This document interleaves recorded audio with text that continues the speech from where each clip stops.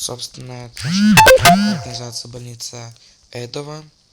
У нас есть такой транспорт, как Opel, легковая машина.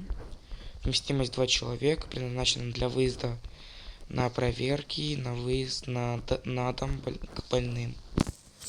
Более вместимый багажник.